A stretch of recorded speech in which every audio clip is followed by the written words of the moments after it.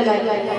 लेकिन श्री सुखदेव जी कहते हैं राजा परीक्षित बाद में किसी समझाते हैं किसी था, क्योंकि जब तुम अपने पति के साथ में आ रहे थे तुम्हारे ससुर ने कहा सीते मैंने तुम्हें नहीं, मैंने अपने बेटा राम को 14 वर्ष का वनवास दिया है, तुम्हें भी वनवास दिया, तुम मत जाओ।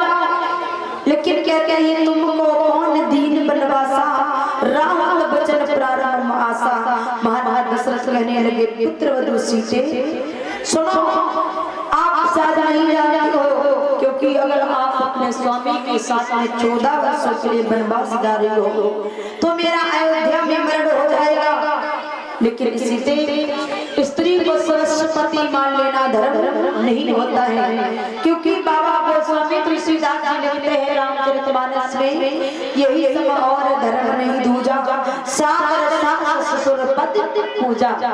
इस संसार में सास ससुर और पति की सेवा से बढ़कर के कोई दूसरा धर्म नहीं होता है, क्योंकि माता का स्थान पृथ्वी से बड़ा होता है, पिता का स्थान आकाश से भी ऊंचा होता है और पति का स्थान एक परमेश्वर के समान होता है। इसलिए देवी माता को सास ससुर और पति की सेवा करनी चाहिए। जरा हाथ उठाएं वो बहने माताएं जो अपने अपने पति सुबह सुबह 5 होती हैं।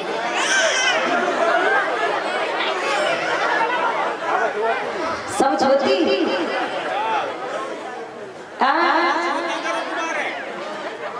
परिचित महाराज नवल्ले मैया छोटी पाए तुम्हारे ना तुम्हें झेले। अच्छा कहते हैं भैया समझ आते हैं वाल्मीकि सीते, क्योंकि बताया है एक समय की बात तुमसे पाप कर्म हो गया था बचपन में, जवाब दिया बचपन में, बोले हाँ। सुनो जिस समय तुम अपने पिता जनक ने बगीचे में टहल रही थी अपने सखिया के साथ में, एक बार की बात है, समझा रहे हैं वाल्मीकि सीता को।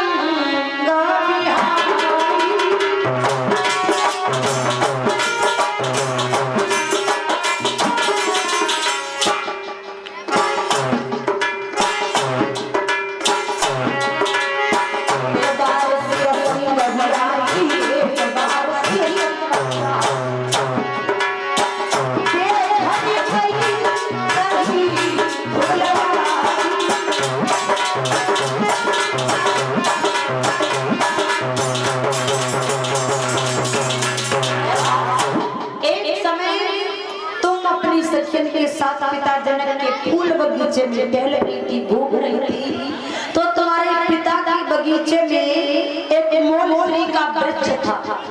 उस वृक्ष के ऊपर तोता और तोती आकर के बैठ जाते हैं।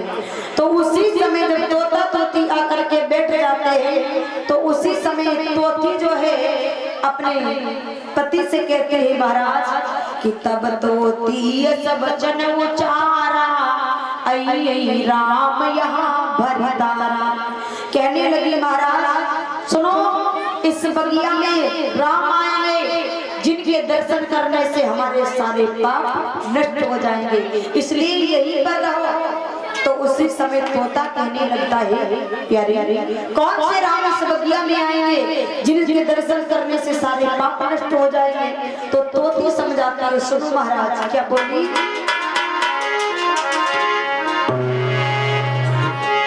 कि दशरथ सुबन कौशिला